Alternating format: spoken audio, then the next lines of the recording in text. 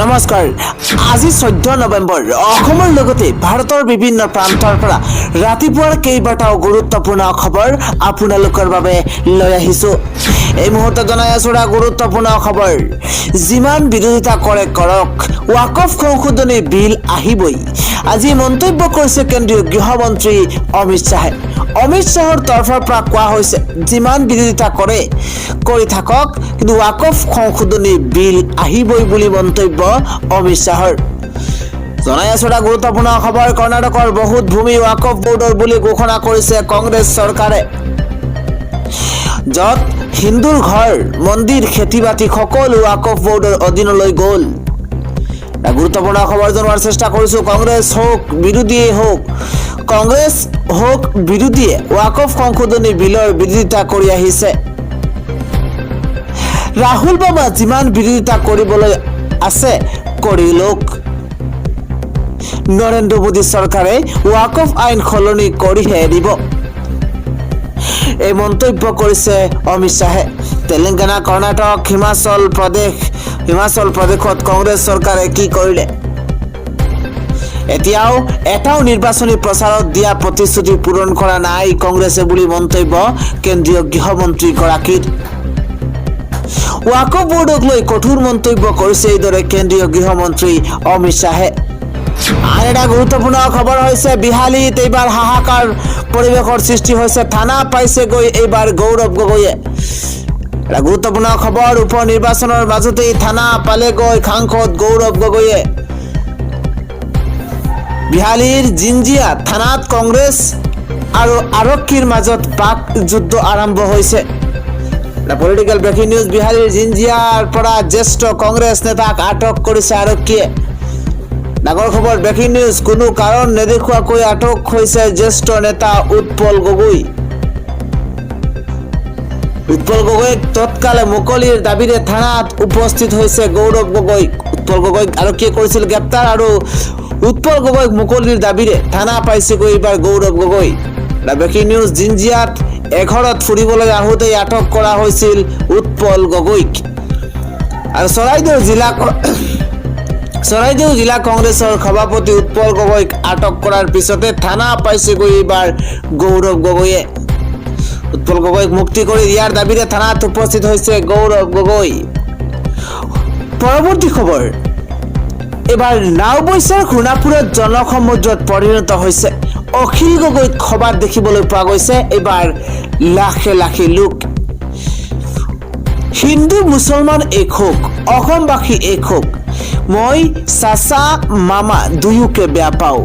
অখিল গগৈয়ে নিৰ্বাচনী সভাত এইদৰে উদাত্ত কণ্ঠৰে ভাষণ ৰাখিলে আৰু কয় যে হিন্দু মুছলমান এক হোক, অসমবাসী এক হোক, মই চাচা মামা দুয়োকে বেয়া পাওঁ। অখিল গগৈৰ সভাত ভাগ ল'বলৈ শিলদল ভাঙি আহিছে ৰাইজ। হাজাৰ হাজাৰ সংখ্যালঘু লোকে অখিলৰ সৈতে দিছে ধ্বনি। হিন্দু মুছলমানৰ ৰাজনীতিক লৈ চৰকাৰৰ বিৰুদ্ধে গৰজি উঠিছে অখিল গগৈ। আৰু নাওবৈচাৰ এখন নিৰ্বাচনী প্ৰচাৰ সভাত অংশগ্ৰহণ কৰি এইদৰে দেখিবলৈ পোৱা গৈছে। অখিল গগৈয়ে এইদৰে শ্লোগান দিয়া পৰিলক্ষিত হৈছে। আৰু এটা গুৰুত্বপূৰ্ণ খবৰ হৈছে, বলিউডৰ অভিনেতা ছলমান খানৰ পিছতে এইবাৰ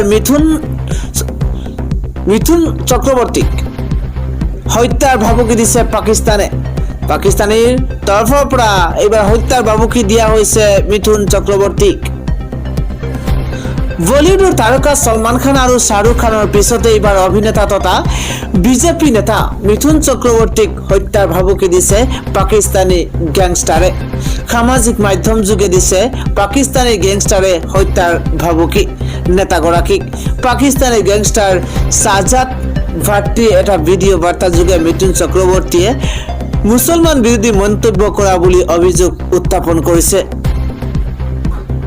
আন এক গুৰুত্বপূৰ্ণ খবৰ হৈছে, চামগুৰিৰ ভোট কেন্দ্ৰত আকৌ উত্তপ্ত পৰিস্থিতিৰ সূচনা হৈছে। বুকুত ধৰি উলিয়াই আনিছে কংগ্ৰেছ কৰ্মীক। ডাঙৰ খবৰ, গুৰুত্বপূৰ্ণ খবৰ জনোৱাৰ চেষ্টা কৰিছে। এইবাৰ বুকুত ধৰি উলিয়াই আনিছে কংগ্ৰেছ কৰ্মীক। নিৰ্বাচনৰ মাজতে ভোট কেন্দ্ৰত এইদৰে উত্তপ্ত পৰিস্থিতিৰ সূচনা হৈছে। চামগুৰিৰ ভোট কেন্দ্ৰত আকৌ উত্তপ্ত পৰিস্থিতি। ডাঙৰ খবৰ পলিটিকেল ব্ৰেকিং নিউজ জনোৱাৰ চেষ্টা কৰিছোঁ। দীপৰঞ্জন শৰ্মাক ভোট কেন্দ্ৰত সোমোৱাত বাধা দিয়াৰ গুৰুতৰ অভিযোগ উত্থাপন হৈছে। কংগ্ৰেছৰ পলিং এজেণ্টক বাধা দিয়াক লৈ এতিয়া উত্তেজনাময় পৰিৱেশৰ সূচনা হৈছে। ডাঙৰ খবৰ চামগুৰি 2 নম্বৰ খলিহামাৰীত সংঘটিত হৈছে ভয়ংকৰ ঘটনা। আন এক ডাঙৰ খবৰ হৈছে এবাৰ আমেৰিকাক টাৰ্গেট কৰি লৈছে হুটি বিদ্ৰোহীয়ে। ৰেড চিলত থকা হাহাকাৰ। ডাঙৰ খবৰ জনোৱাৰ চেষ্টা কৰিছোঁ। আমেৰিকাৰ শক্তিশালী জাহাজত আক্ৰমণ কৰিছে হুটিয়ে। হুটিৰ তৰফৰ পৰা আমেৰিকাৰ শক্তিশালী জাহাজত ভয়ংকৰ আক্ৰমণ কৰা হৈছে। আমি এটা ডাঙৰ খবৰ জনোৱাৰ চেষ্টা কৰিছোঁ। ইয়েমেনৰ হুটি বাহিনীয়ে আক্ৰমণ কৰিছে USS আব্ৰাহাম লিংকনক। এবাৰ হুটিৰ আক্ৰমণৰ পাছতেই ৰেড চিলত হাহাকাৰময় পৰিৱেশৰ সূচনা হৈছে। পলিটিকেল ব্ৰেকিং নিউজ আমেৰিকাৰ পেণ্টাগনে প্ৰকাশ কৰিছে হুটিৰ আক্ৰমণৰ তথ্য। ইজৰাইলক সমৰ্থন কৰাৰ বাবেই হুটিয়ে লক্ষ্য কৰি লৈছে আমেৰিকাক। ডাঙৰ খবৰ জনোৱাৰ চেষ্টা কৰিছোঁ। হুটিৰ ঘাটিত আমেৰিকাও চলালে ভয়ংকৰ আক্ৰমণ। আমেৰিকাৰ আক্ৰমণত প্ৰাণ হেৰুৱাইছে 10 হুটি বিদ্ৰোহীয়ে। এবাৰ আমেৰিকাৰ শক্তিশালী জাহাজত আক্ৰমণ হুটি বিদ্ৰোহীৰ। ইয়েমেনৰ হুটি বাহিনীয়ে আক্ৰমণ কৰিছে USS আব্ৰাহাম লিংকনক। হুটিৰ আক্ৰমণৰ পাছতেই ৰেড চিত আছে হাহাকাৰময় পৰিৱেশৰ সূচনা হৈছে বুলি জানিব পৰা গৈছে। আৰু হুটিৰ আক্ৰমণৰ পাছতেই এইবাৰ ৰেড চিলত আছে। ৰেড চিলত হাহাকাৰময় পৰিৱেশৰ সৃষ্টি হৈছে। আন এটা ডাঙৰ খবৰ দিব বিচাৰিছোঁ। এইবাৰ ডিচেম্বৰতে লাভ কৰিব ৰাইজে চৰকাৰী ঘৰ। পকী ঘৰক লৈ চৰকাৰৰ তৰফৰ পৰা বৃহৎ ঘোষণা কৰা হৈছে। আমি জনাই আছোঁ এটা গুৰুত্বপূৰ্ণ খবৰ। এইবাৰ চৰকাৰী ঘৰক লৈ হিতাধিকাৰীৰ বাবে জৰুৰী খবৰ আছে। আবেদন কৰিও ঘৰ নোপোৱাসকলৰ বাবে ভাল খবৰ। কিন্তু এইবাৰ ডিচেম্বৰ মাহতেই লাভ কৰিব চৰকাৰী ঘৰ। ডিচেম্বৰ মাহতেই বাকী থকাসকলে লাভ কৰিব চৰকাৰী ঘৰ। PMAY পকী ঘৰক লৈ ৰাজ্য চৰকাৰৰ তৰফৰ পৰা বৃহৎ ঘোষণা কৰা হৈছে। অত্যন্ত জৰুৰী খবৰ। ডিচেম্বৰ মাহতে পঞ্চায়ত সচিবক ঘৰ প্ৰদান কৰি শেষ কৰিবলৈ নিৰ্দেশ দিয়া হৈছে। অত্যন্ত জৰুৰী খবৰ। ঘৰ প্ৰদান কৰি শেষ কৰিব নোৱাৰিলে বদলি কৰি দিয়াৰ হুংকাৰ প্ৰদান কৰা হৈছে।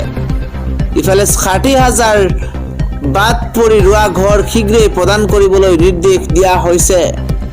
অত্যন্ত জৰুৰী খবৰ। নতুনকৈ 1,70,000 ঘৰো সোনকালে প্ৰদান কৰাৰ আশ্বাস। PMAY পকী ঘৰক লৈ যোগান মন্ত্ৰী ৰঞ্জিত দাসৰ তৰফৰ পৰা এইদৰে ডাঙৰ মন্তব্য কৰা হৈছে।